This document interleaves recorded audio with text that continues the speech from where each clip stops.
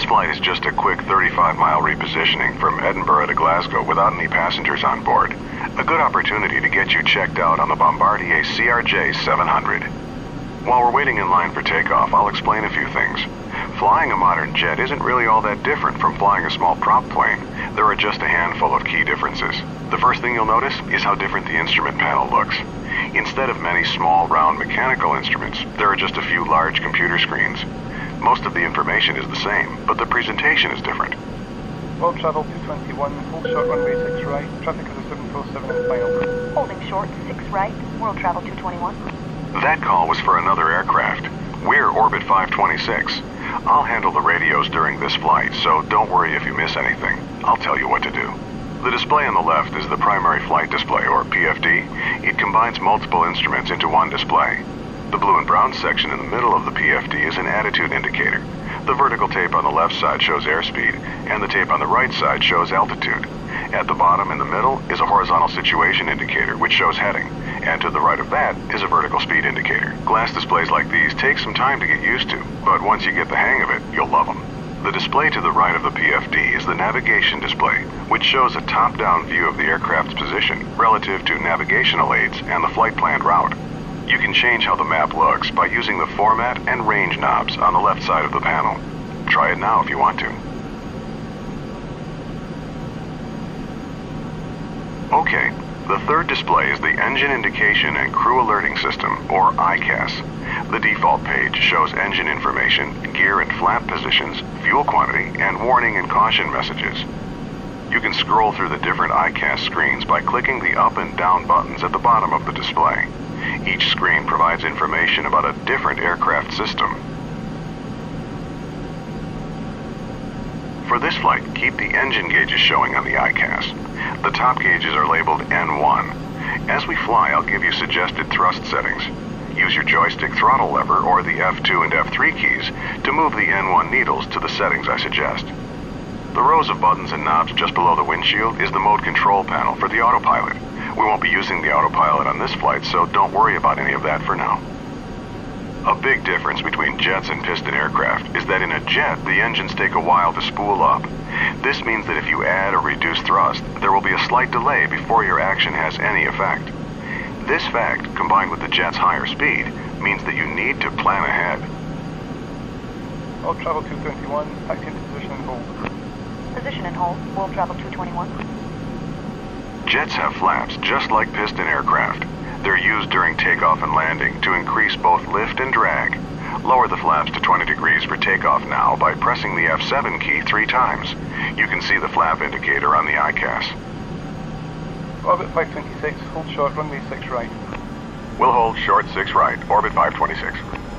Okay, follow the 737 ahead of us, but hold short of the runway.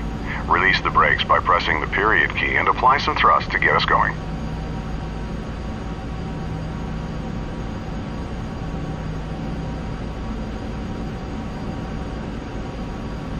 Good.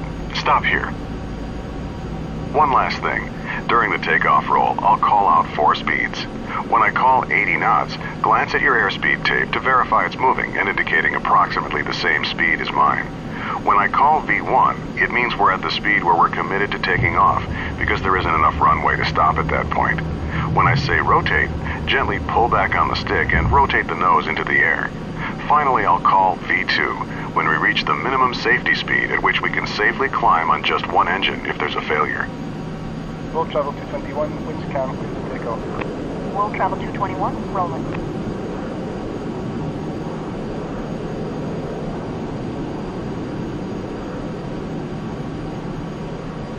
Orbit 526, taxi into position and hold. Position and hold, Orbit 526. Okay, we're cleared to taxi onto the runway, but not to take off yet.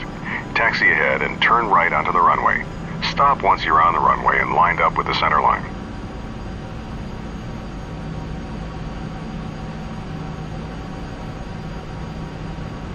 Press Shift 5 to display the overhead panel and turn on the landing light by clicking the switch in the lower left corner. Then press Shift 5 again to close the overhead. Before we take off, let's review exactly what will happen. You'll control the aircraft, I'll handle the radios.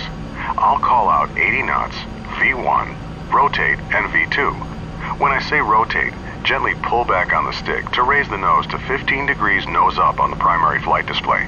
I'll tell you to retract the landing gear once we're climbing. Once we reach 1,000 feet above the runway, I'll tell you to pitch down to 10 degrees nose up and to raise the flaps so we can accelerate. Our initial climb will be to our cruise altitude of 6,000 feet, and the departure controller will probably tell us to make a left turn to the west. I'll let you know when to turn. Orbit 526, winds are calm, runway 6 right, clear for takeoff. Cleared for takeoff, orbit 526. All right, we're cleared to go. When you're ready, use the throttle lever on your joystick or press the F3 key to add thrust. Start with 50% N1. Let the engine stabilize and then increase thrust to 100%.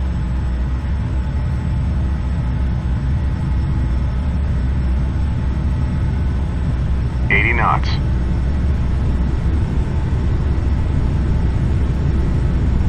V1. Rotate. Slowly pitch up to 15 degrees. V2. Positive rate, gear up. Raise the landing gear by pressing the G key.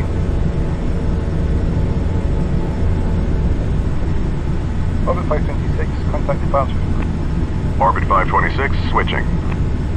Okay, move the stick to adjust pitch to 10 degrees nose up on the primary flight display, and raise the flaps.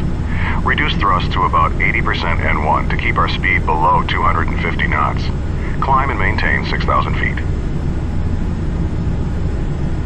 Edinburgh departure, orbit 526 with you, climbing to 6,000. Orbit 526, roger. Orbit 526, turn left, heading 270. Left to 270, orbit 526. Okay, it's time for the turn. Make a nice easy left turn until our heading is 270 degrees. That's due west.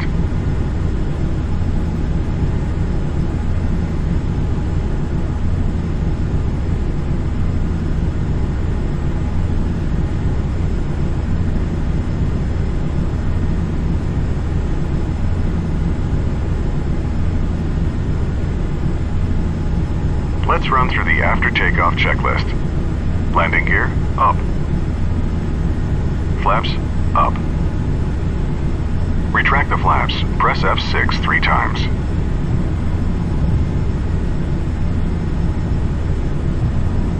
Thrust set to 80% N1 for the climb. After takeoff checklist complete.